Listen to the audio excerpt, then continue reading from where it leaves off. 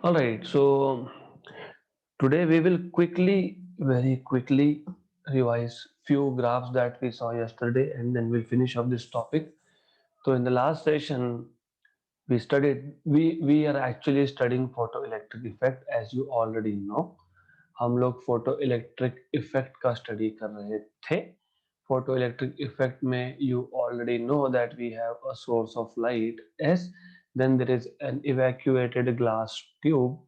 एक glass tube है, evacuated glass tube था हमारे पास.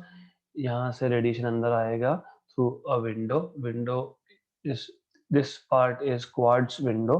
बेसिकली यहाँ पे एक इमिटर प्लेट था ई, और यहाँ पे एक कलेक्टर प्लेट था see. What we want to do is, हम लोगों को we want to see how photoelectric current is varying with few parameters. Photoelectric current आपको already पता है क्या होता है. When light from this source falls on the emitter plate, electrons get emitted and this electron reach collector plate, and then there will be current in the circuit. So this current is called as photoelectric current. We saw how this photoelectric current, I will just write down PC for the time being, varies with first frequency. You should remember exactly क्यों, क्योंकि ये important है. ये important इसके लिए है कि अगला ग्राफ आपको समझेगा नहीं अगर आपको ये याद नहीं होगा. तो आपको पता होगा, मैंने आपको बताया था कि फॉर एग्जांपल हमारे पास जो इमिटर प्लेट है, इमिटर प्लेट में जो एटम है, एटम में जो इलेक्ट्रॉन्स है, उसको फ्री करने के लिए एक पर्टिकुलर अमाउंट ऑफ एनर्जी चाहिए होता है. अगर इसको फ्री करने के लिए 10 eV एनर्जी चाहिए, और फोटोन, इनकमिंग फोटोन का एनर्जी अगर 8 eV है, तो कोई भी इलेक्ट्रॉन फ्री होने नहीं वाला है. There is no emission of electron.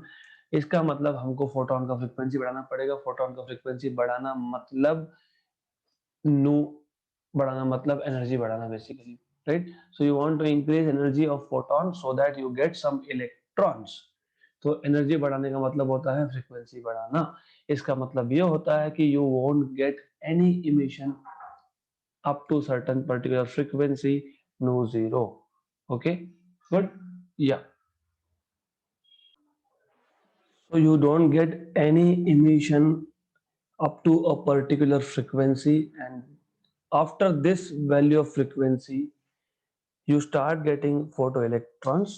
This particular frequency was called as threshold frequency, right. तो इमिशन कब कब मिलेगा आपको, जब जब फ्रीक्वेंसी की वैल्यू थ्रेशोल्ड फ्रीक्वेंसी से ज्यादा होगी, राइट.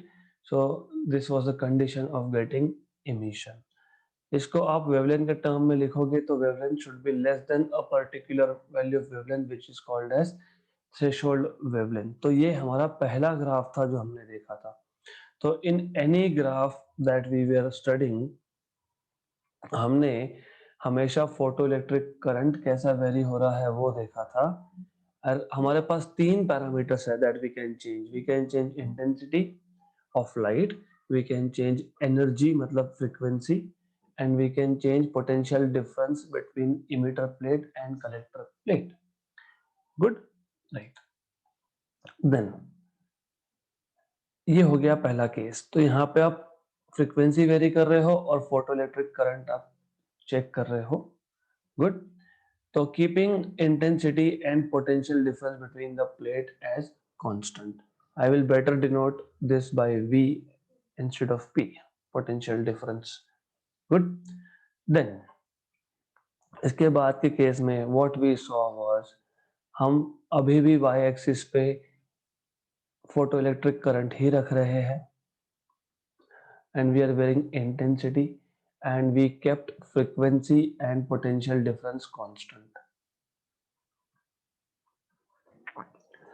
देखो इंटेंसिटी इंक्रीज करने का मतलब क्या होता है. According to Planck's theory, Planck ने ये बताया कि emission of radiation is not continuous, but it is in the form of small packets which are called as photons. So quantization of energy. इंटेंसिटी बढ़ाने का मतलब ये होता है कि नंबर ऑफ फोटॉन्स बढ़ाना. एंड ओवरऑल एनर्जी बढ़ रही है, बट हर एक फोटोन का एनर्जी कांस्टेंट है. तो if you are increasing number of photons, इसका मतलब number of electrons will increase, right? Electron का एनर्जी नहीं इंक्रीज हो रहा है यहाँ पे। इंटेंसिटी इंक्रीज करने का सिर्फ ये मतलब था that you are getting more number of electrons per unit time, क्योंकि अगर मैंने इंटेंसिटी 1 की जगह पर 2 कर दी तो 2 इलेक्ट्रॉन इमिट होंगे। मैं जस्ट नंबर सिर्फ एग्जांपल के लिए यूज कर रहा हूँ। मैंने इंटेंसिटी 3 कर दी तो 3 इलेक्ट्रॉन इमिट होंगे, 4 कर दी 4 इलेक्ट्रॉन इमिट होंगे, so on so forth, but each electron still has the same energy. Intensity 0 होगी मतलब no photon is getting emitted from source, मतलब नो करंट, मतलब you are here at the origin, right? Intensity बढ़ा रहा हूं तो linearly current बढ़ेगा। So as you're increasing intensity, number of photons per unit time is increasing. इसका मतलब हमें मिला था a straight line passing through origin. ये हमारा सेकेंड ऑब्जर्वेशन था, राइट? यहाँ पे हमने फ्रीक्वेंसी और पोटेंशियल डिफरेंस को कांस्टेंट रखा था। Good enough, okay, right? then in the third case, if you remember, what we did was, third में 3 केसेस हमने स्टडी किए थे। Let us start with first. तो अब what we have done so far is, हमने frequency change कर लिया, हमने इंटेंसिटी चेंज कर लिया। अब ऐसा करेंगे कि फ्रीक्वेंसी को और इंटेंसिटी को कांस्टेंट कर देंगे। अब पोटेंशियल चेंज करेंगे। किसका पोटेंशियल? कलेक्टर प्लेट का पोटेंशियल हम लोग वेरी करेंगे। गुड। तो ये अच्छे से समझ लो, because this is where you are struggling in the last session. Okay, so varying collector potential का मतलब क्या होता है? तो you have emitter plate, you have collector plate. अगर मैं दोनों में पोटेंशियल डिफरेंस मेंटेन नहीं कर रहा हूं, मतलब both are at same potential, मतलब I am somewhere on the on this axis, है ना? क्यों? You already know that x equal to 0 मतलब y एक्सिस होता है, करेक्ट? यहाँ पे हम लोग फोटो करंट प्लॉट कर रहे थे। अब you have some radiations falling onto this, even though emitter plate और कलेक्टर प्लेट में कोई भी पोटेंशियल डिफरेंस नहीं है, तो व्हाट यू एक्सपेक्ट इज कि कोई भी इलेक्ट्रॉन कलेक्टर प्लेट तक नहीं पहुंचना चाहिए। This is expectation. क्यों? क्योंकि कलेक्टर प्लेट अगर पॉजिटिव होगा तब जाके इलेक्ट्रॉन अट्रैक्ट होगा, तब जाके कलेक्टर प्लेट पे इलेक्ट्रॉन जाएगा और करंट मिलेगा। लेकिन हमने कलेक्टर प्लेट को कोई भी पोटेंशियल नहीं दिया था। Still you get current. Why? क्योंकि as I told you, हो सकता है इसका फोटोन की एनर्जी 12 eV हो और इलेक्ट्रॉन फ्री होने के लिए एनर्जी चाहिए 10 eV, मतलब इलेक्ट्रॉन के पास एक्स्ट्रा एनर्जी है जो electron in the form of kinetic energy लेके जाता है। ओके, देन और एक फैक्टर था कि यहाँ पे जो इलेक्ट्रॉन्स है उसमें रिपल्शन होगा। इलेक्ट्रॉन इलेक्ट्रॉन रिपल्शन की वजह से भी वो एक दूसरे को पुश करेंगे, right? So you will have these electrons reaching the collector plate even when there is no potential difference, मतलब there will be some current, right? जैसे जैसे मैं कलेक्टर प्लेट को पॉजिटिव करता हूं तो मोर इलेक्ट्रॉन्स विल रीच, और positive करूंगा more will reach, so current will start increasing, it will reach a maximum value and then it will become constant. ये कांस्टेंट क्यों बनता है मैंने कल आपको बताया था। It becomes constant because of one reason, intensity fix है। इंटेंसिटी फिक्स होने का मतलब ये है कि number of photons per unit time fix है। नंबर ऑफ फोटॉन्स हर एक सेकेंड में जितने इस इमिटर प्लेट पे फॉल होंगे वो फिक्स है, मतलब नंबर ऑफ इलेक्ट्रॉन्स जितने जनरेट हो रहे हैं वो फिक्स है। अब अगर मैंने 1000 वोल्ट का पोटेंशियल भी लगा दिया यहाँ पे, पॉजिटिव पोटेंशियल, लेकिन अगर मेरे पास टोटल इंटेंसिटी 10 है, मतलब 10 इलेक्ट्रॉन्स ही जनरेट हो पा रहे हैं, तो डजंट मैटर आप कितना पोटेंशियल लगाते हो जब हर एक सेकंड में 10 ही इलेक्ट्रॉन जनरेट हो रहे हैं। एक बार ये 10 इलेक्ट्रॉन पहुंच गए यहाँ पे, जब तक दूसरा लॉट ऑफ इलेक्ट्रॉन जनरेट नहीं होता तब तक करंट मिलने वाला नहीं है, राइट। अभी करंट मिलने वाला नहीं का क्या मतलब है? मतलब ये है कि आपके पास मिनिमम एक नंबर तो जनरेट हो ही रहा है हर एक सेकंड में 10, तो करंट की वैल्यू फिक्स हो जाएगी यहाँ पे। It becomes a constant value. Why? Because intensity was kept constant. यहाँ तक क्लियर? गुड। अब हम क्या कर रहे हैं? अब हम, बाय द वे, ये जो करंट की वैल्यू है कांस्टेंट वैल्यू, इसको बोलते हैं saturation. This is saturation current. Maximum value of current is called as saturation current.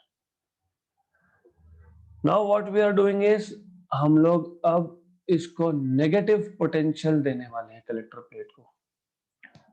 तो जैसे ही मैंने कलेक्टर को नेगेटिव रखा with respect to emitter, my expectation was कि करंट मिलना ही नहीं चाहिए, फिर भी मिलता है। क्यों मिलता है? क्योंकि मैंने बताया आपको कि इलेक्ट्रॉन के पास काइनेटिक एनर्जी है। Electron will still be able to reach, right. Good. फिर मैंने ज्यादा नेगेटिव कर दिया, पहले 1 था अभी 2 वोल्ट कर दिया, फिर 3 वोल्ट कर दिया, फिर 4 वोल्ट कर दिया। तो जिस इलेक्ट्रॉन के पास सबसे ज्यादा एनर्जी है वही पहुंचेगा। और for one value of negative potential, एक particular value of negative potential के लिए there will be no electron जिसके पास सफिशिएंट एनर्जी हो कलेक्टर प्लेट तक जाने के लिए। तो इसका मतलब जैसे जैसे पोटेंशियल नेगेटिव कर रहे हो वैसे वैसे करंट कम हो रहा है, और एक पर्टिकुलर वैल्यू पे करंट की वैल्यू हो जाएगी 0। उस पोटेंशियल को हमने बोला था स्टॉपिंग या फिर cut off potential. So cut off potential और stopping potential is the value of collector plate potential for which no electron is able to reach collector plate। Clear यहां तक? राइट। क्या क्या फिक्स रखा था हमने? इंटेंसिटी और फ्रीक्वेंसी। अब अगर मैं same experiment fix intensity but different value of intensity पे रिपीट करता हूं। पहले मैंने इंटेंसिटी की वैल्यू मान लो I2 ली थी, अब मैं I1 लेता हूं। ओके, मैं इंटेंसिटी अब कम कर रहा हूं। तो what I notice is, intensity कम करने के बाद भी ग्राफ का नेचर सेम मिला है, राइट। गुड। ये I1 हो गया, ये I2 हो गया। फिर मैंने तीसरा इंटेंसिटी ले लिया I3। What I notice is that I still get the same curve, right. So I still have the same behaviour. ये हमारा एक ग्राफ हो गया था। देन लास्ट एक ग्राफ जो था कि instead of changing intensity if I change, तो ये हमारा सब लास्ट सेशन में हुआ है। तो I can safely remove all this.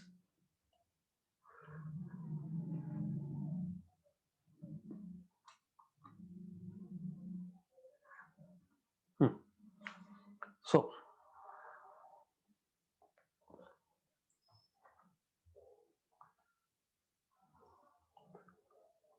Alright, तो अब इंस्टेड ऑफ चेंजिंग इंटेंसिटी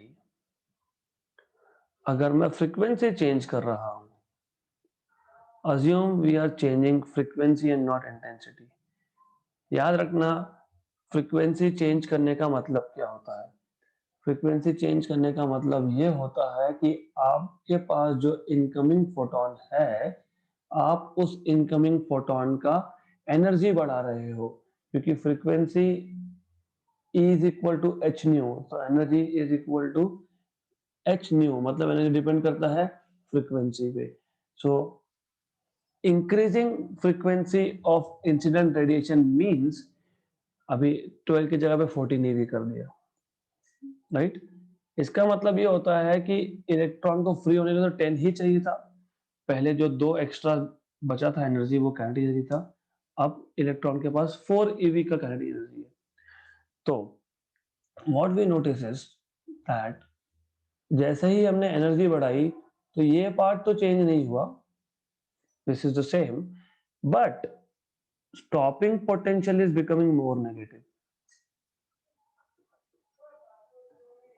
मैंने और फ्रीक्वेंसी बढ़ाई मतलब I am still getting the same nature but stopping potential is more negative, right? तो ये frequency nu1, ये nu2, ये nu3, where nu3 is greater than nu2 is greater than nu1, राइट? More और लेस ऐसा behaviour था, हमने कल के ग्राफ में देखा था। गुड, तो you should be knowing all this before going ahead. तो इसका सिर्फ जो लास्ट दो ग्राफ का नोट्स है, it is pending, I am going to upload it today, it is almost done. थोड़ा सा सिर्फ मुझे लिखना बाकी है, so I will put it there today. Good, then अब what is the next type of graph that we want to see? कहां तक हुआ था हमारा? we saw effect of intensity on photoelectric current, then we saw effect of potential difference on photoelectric current, ठीक है?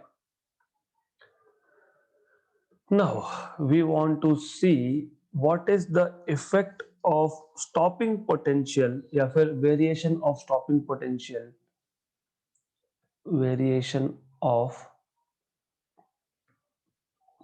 stopping potential with frequency of incident radiation, with frequency of incident radiation.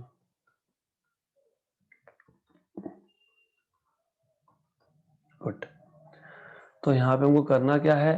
यहाँ पे हमको एक प्लॉट बनाना है of stopping potential V0 against incident frequency. तो we are making a plot of frequency against stopping potential. तो यहाँ पे पोटेंशियल है, stopping potential. Good,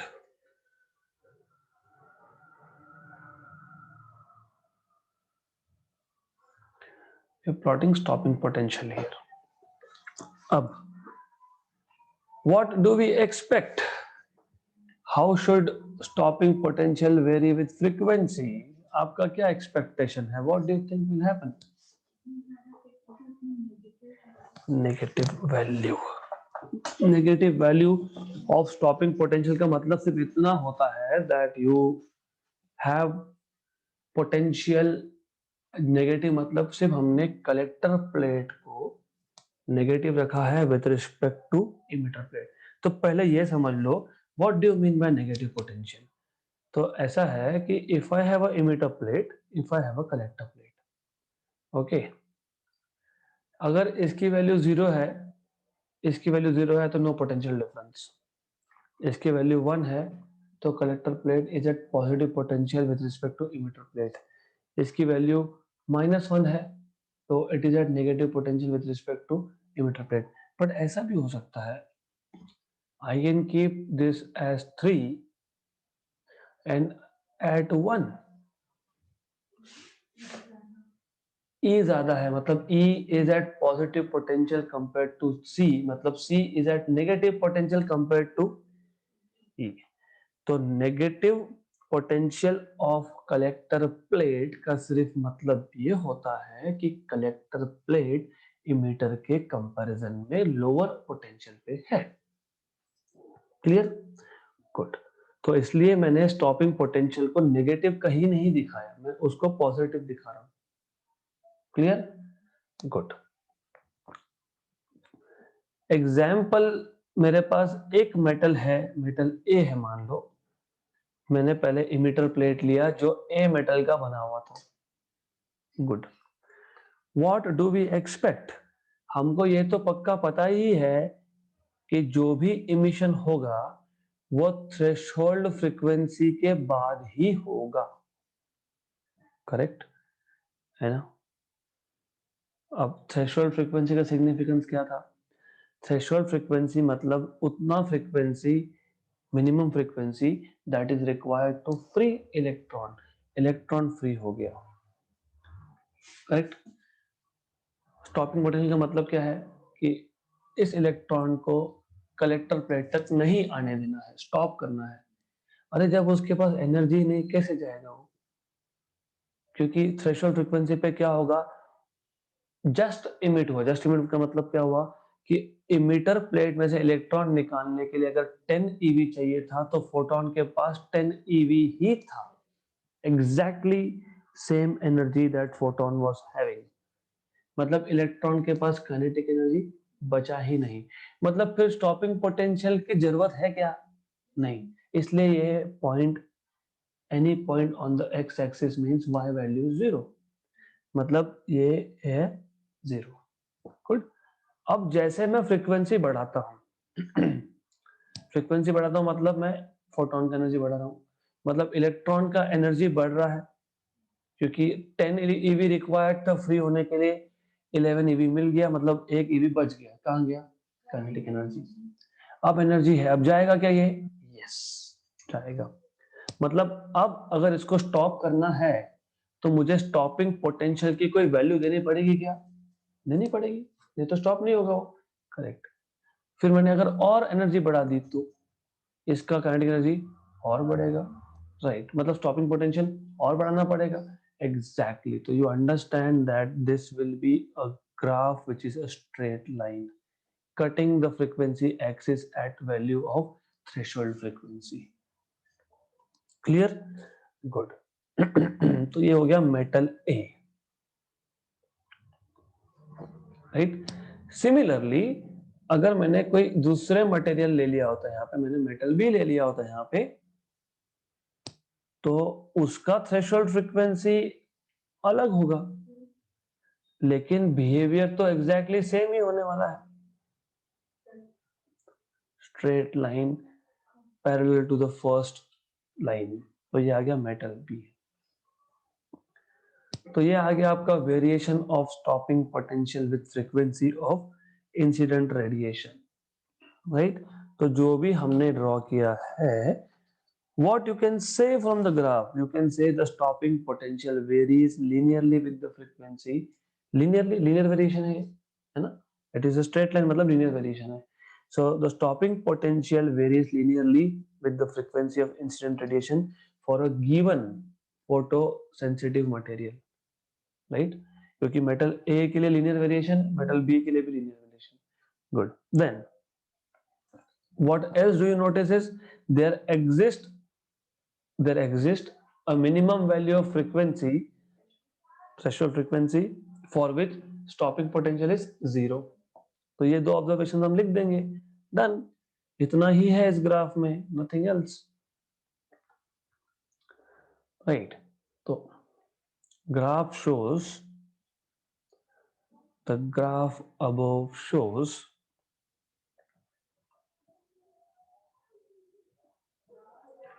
variation of stopping potential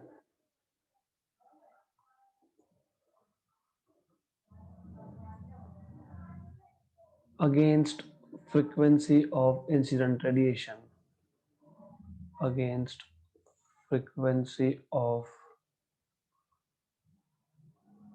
incident radiation। Then what do we notice is the stopping potential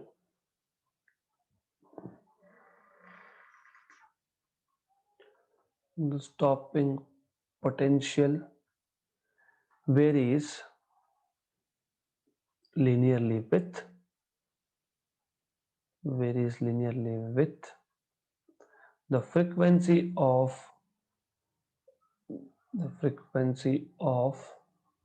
incident radiation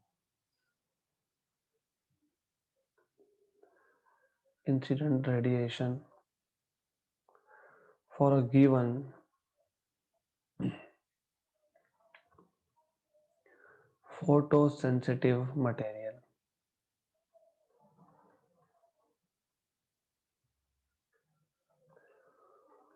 Then there exists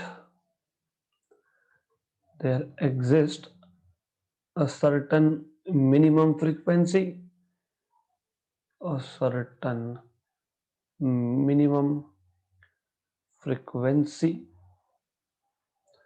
for which stopping potential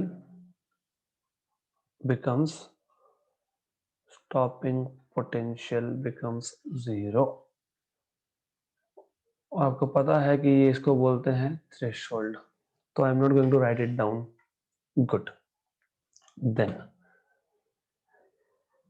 अब there is something that is extra which I am giving to you because I expect कि ऐसा question exam में पूछ सकते हैं। It is not part of your syllabus, but I mean it is part of your syllabus of course, लेकिन I want you to know what are characteristics of photoelectric effect। मतलब जो कुछ भी हमने अभी तक ये सब ग्राफ्स देखे उसको आपको 4.3 पॉइंट में लिखते आना चाहिए, क्योंकि एग्जाम में क्वेश्चन आ गया तो लिखते आना चाहिए। दूसरा ये है कि it is going to tell me that कितना आपको समझा है। तो 4 पॉइंट्स है, जस्ट 4 पॉइंट्स। तो you have to sum up, you have to summarise. आपको लिखना है कि 4 पॉइंट में आपने क्या समझा फोटोइलेक्ट्रिक इफेक्ट से। सो क्या समझा आपने फोटोइलेक्ट्रिक इफेक्ट से? इमिशन कब होता है?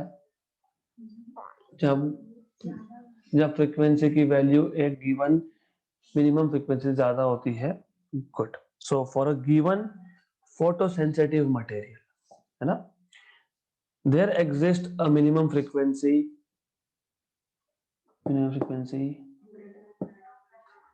there exists a minimum frequency, certain minimum frequency above which there will be emission of photoelectrons, right? ये एक चीज थी। What else did you notice? ये तो एक पॉइंट हो गया। और मतलब वो थ्रेशोल्ड फ्रीक्वेंसी के नीचे emission पॉसिबल नहीं है। Good. What else you noticed? Was there any time lag between incident radiation and emission of electrons? No. जैसे ही लाइट इंसिडेंट हुई इमीडिएटली इलेक्ट्रॉन्स इमिट हुए।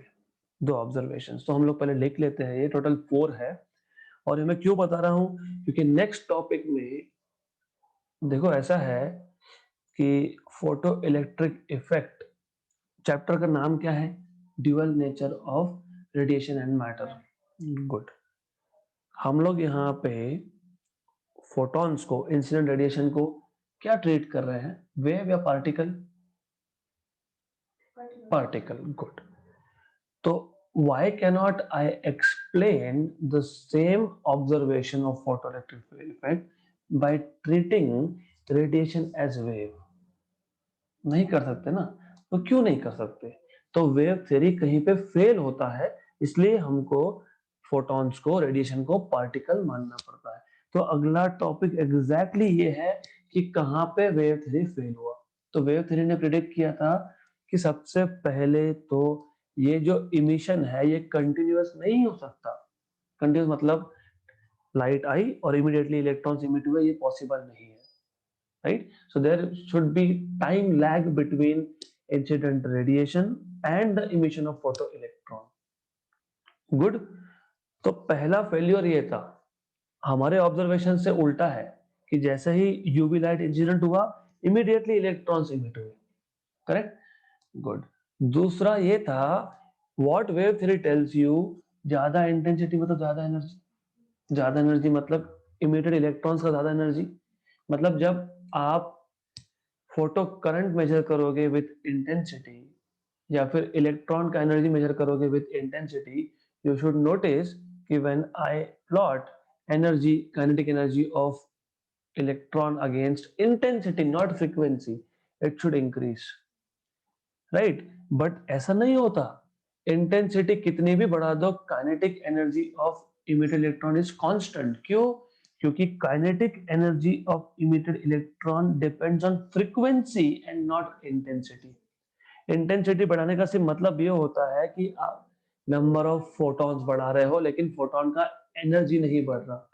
ओवरऑल एनर्जी बढ़ रहा है बट इंडिविजुअल फोटॉन्स का एनर्जी नहीं बढ़ रहा। और इंडिविजुअल फोटॉन रिस्पॉन्सिबल होता है इमिशन के लिए, इंटेंसिटी नहीं। According to wave theory, low intensity पे इमिशन हो ही नहीं सकता, क्योंकि लो इंटेंसिटी मतलब लो एनर्जी मतलब नो इमिशन। लेकिन उल्टा है ये, हमने ये देखा कि लो इंटेंसिटी पे भी इमिशन है, क्योंकि emission is a function of frequency. तो ये कनेक्टेड है। अगर आपको ये कैरेक्टरिस्टिक्स पता होंगे तो आपको वो फेल्यूर्स लिखते आएंगे। गुड। तो first thing that we noticed, for a given photosensitive material, for a given photosensitive material, there exists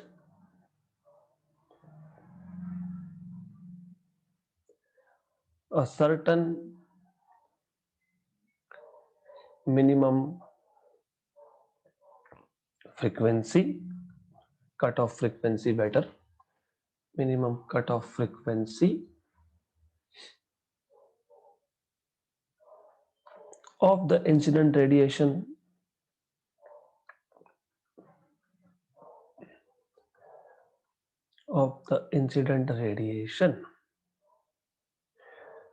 called threshold frequency,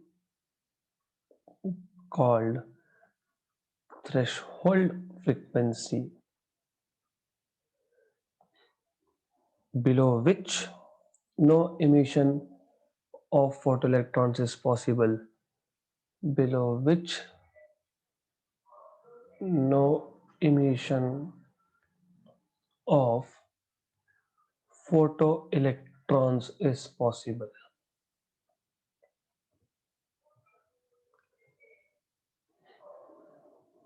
दूसरा नंबर, राइट। अब हमने क्या नोटिस किया था?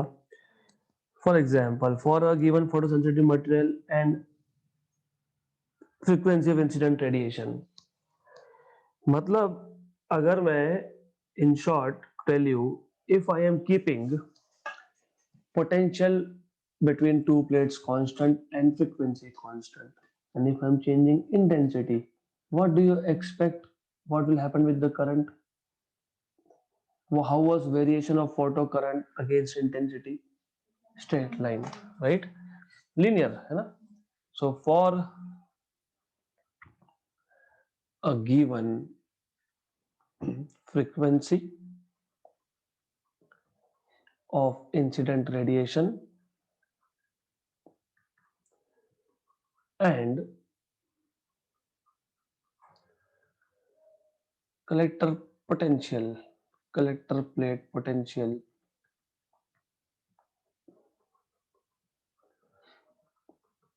the photoelectric current, the photoelectric current varies linearly with intensity, varies linearly with intensity of incident radiation.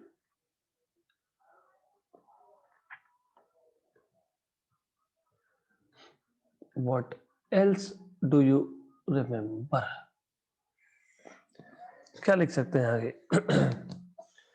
एक तो मैंने अभी बता दिया, there is no time lag. So क्या बोलते हैं हम लोग? Instantaneous process है. The emission of photoelectrons is an instantaneous process. The emission of photoelectrons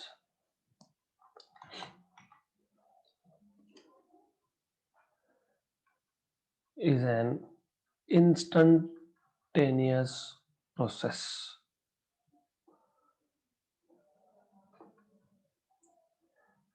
Which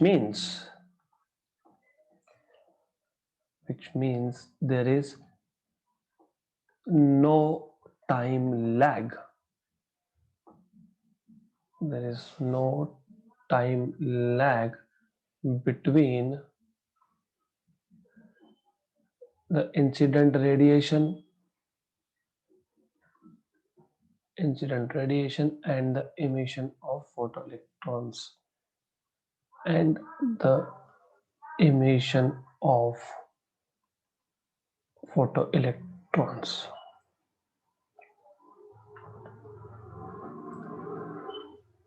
Good enough. There are other points also which you can write. जैसे कि जैसे कि how what you can write about photocurrent versus intensity. Up to a certain point, there's no emission. Then with increase in frequency, photocurrent against frequency क्या था? एक particular value तक there was no emission threshold. उसके बाद increase हो रहा था, लेकिन वो लीनियर इंक्रीज था क्या? नहीं, नहीं. तो that was the other point which we will not mention. ये दो तीन पॉइंट्स इंपॉर्टेंट है, तो you should know. Right, so let's keep this aside now. Let us focus on failures of wave theory to explain this particular observations or characteristics. So it is 14.2.3 from your book. Failure of wave theory to explain. Failure of wave theory to explain the observations or characteristics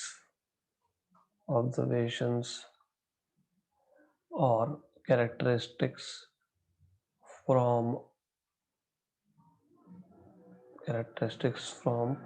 photoelectric effect. Observations from experiment on photoelectric effect. एक ही बात है. Experiment on photoelectric effect. देखो, अभी text book में भर भर के बहुत सारा दिया हुआ है which is not required.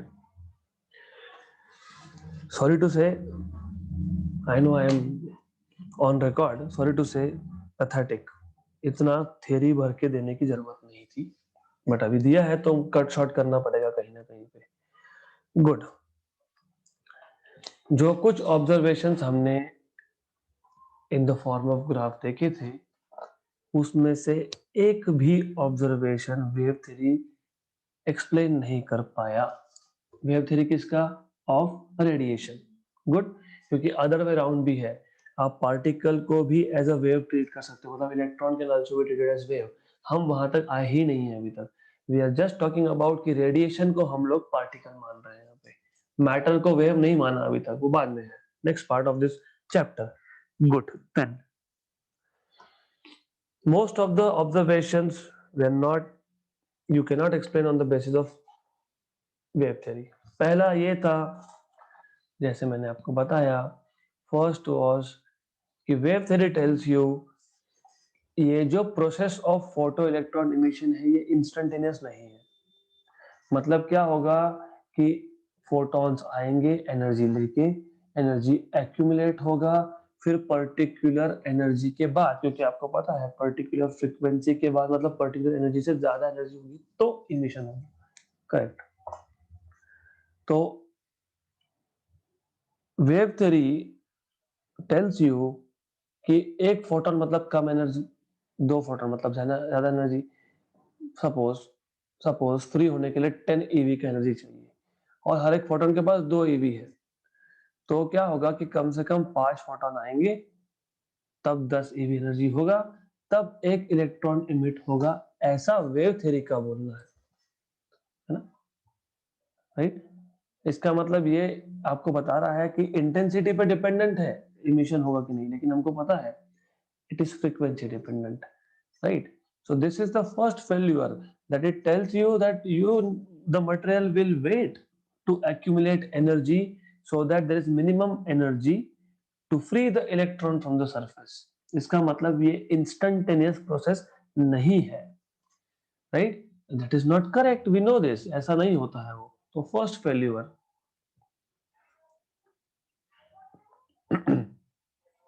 So as you know, थोड़ा सा लिख देते हैं. most of the observations or characteristics could not be explained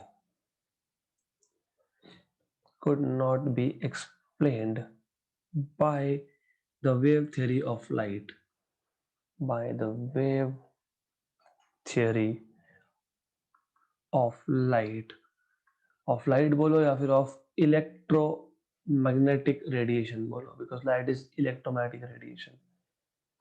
Wave theory of electromagnetic radiation, right? तो सबसे पहले, as I told you, wave theory predicts that, अपनी language में लिखना है, जो समझा है वो लिखना है. Wave theory predicts that emission of photoelectrons is not an instantaneous process.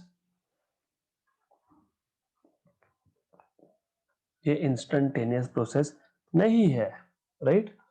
Correct. मतलब ये कि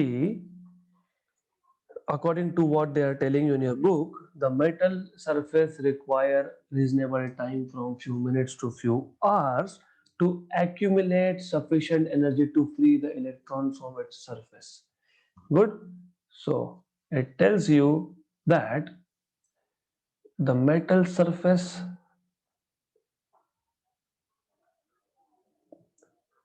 requires reasonable time,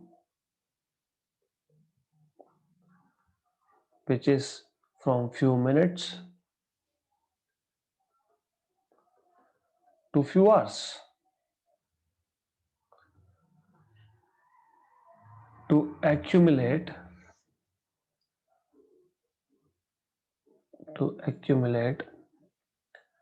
sufficient energy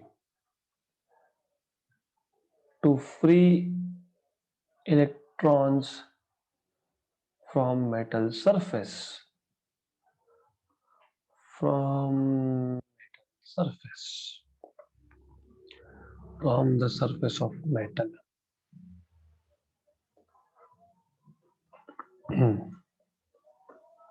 Okay, what else can you write? Greater the intensity of incident radiation? No, here we are talking about time lag.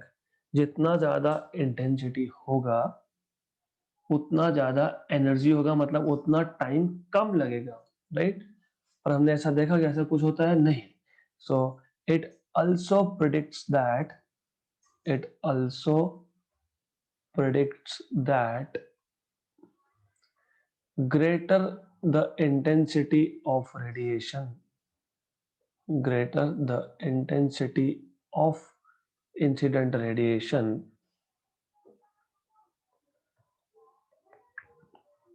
less is the time required for emission. Less is the time required for emission of photoelectrons, for emission, and vice versa.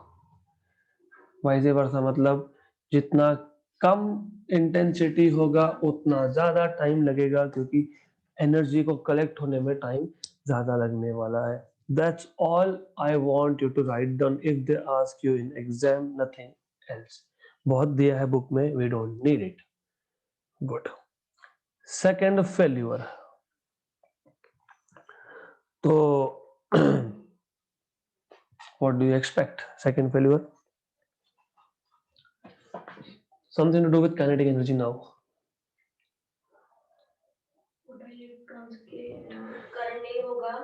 नहीं, kinetic energy. हम क्या predict कर रहे थे कि अगर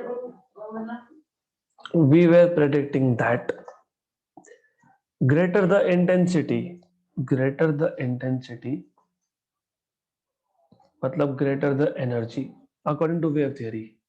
greater the energy मतलब अगर इलेक्ट्रॉन को फ्री होने में 10 eV चाहिए और टोटल एनर्जी ज्यादा है इन द फॉर्म ऑफ इंटेंसिटी बोल रहा हूं मैं, तो जैसे जैसे इंटेंसिटी बढ़ाऊंगा वैसे वैसे जो इलेक्ट्रॉन फ्री हुए हैं उसका काइनेटिक एनर्जी भी बढ़ना चाहिए अकॉर्डिंग टू पार्टिकल बिहेवियर। हमने क्या बोला था? हमने बोला था कि फ्रीक्वेंसी बढ़ाओगे तो इंसिडेंट रेडिएशन का एनर्जी बढ़ेगा, इसका मतलब काइनेटिक एनर्जी ऑफ इलेक्ट्रॉन बढ़ेगा। क्यों? क्योंकि फ्री होने के लिए तो एक पर्टिकुलर वैल्यू ही रिक्वायर्ड एनर्जी का, है ना? 10 eV तो 10 eV, मैंने वहां पे फ्रीक्वेंसी बढ़ाई 11 eV है फोटोन की, 10 eV यूज हो गया फ्री होने में, एक कहां गया? Kinetic energy in the form of kinetic energy electron लेके गया। मैंने वहां पे फ्रीक्वेंसी बढ़ाई 12 हो गया एनर्जी, अब because I increase frequency energy increases. तो अब इलेक्ट्रॉन के पास कितना काइनेटिक एनर्जी है? 2। फिर और फ्रीक्वेंसी बढ़ाई तो एनर्जी बढ़ेगा। But wave theory is telling you greater the intensity greater should be the kinetic energy, क्योंकि इसने फ्रीक्वेंसी की बात ही नहीं की। Wave theory tells you that intensity बढ़ाना मतलब एनर्जी बढ़ाना, बट इन रियलिटी क्या होता है? फ्रीक्वेंसी बढ़ाना मतलब एनर्जी बढ़ाना। So this was second failure.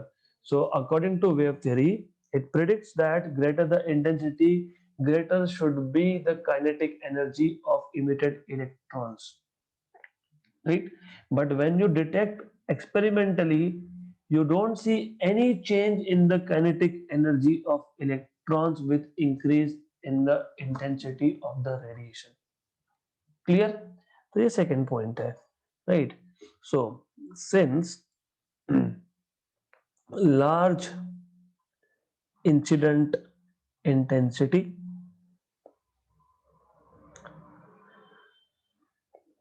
implies larger energy,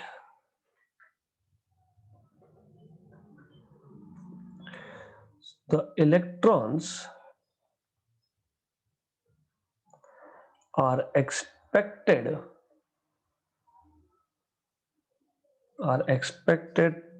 to have or to be emitted with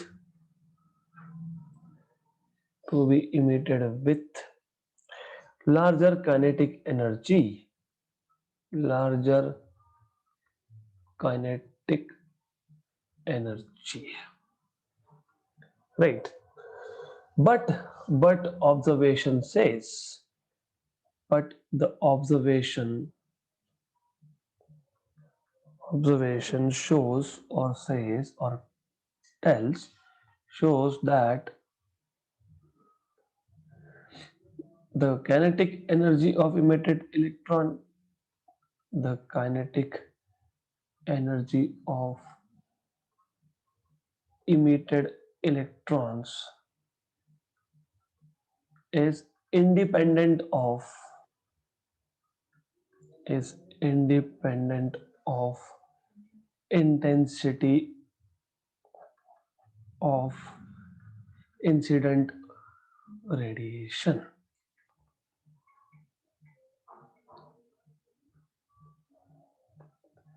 right? Also, according to wave theory,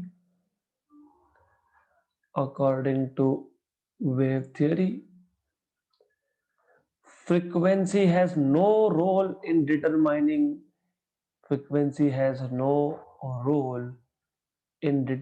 the kinetic energy,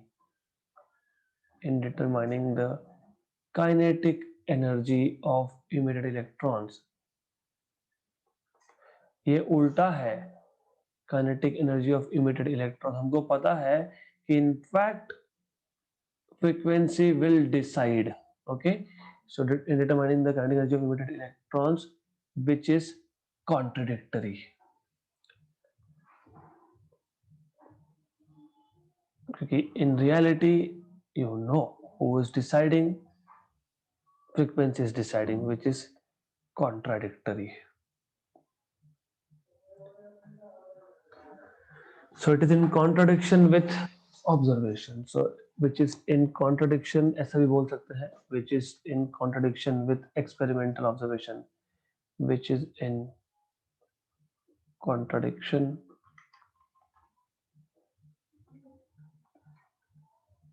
with observations. Done. Correct? Clear. अगर exam में आता है failures of wave theory तो आपको ये 2 point लिखने हैं, इतना ही लिखना है। We are done.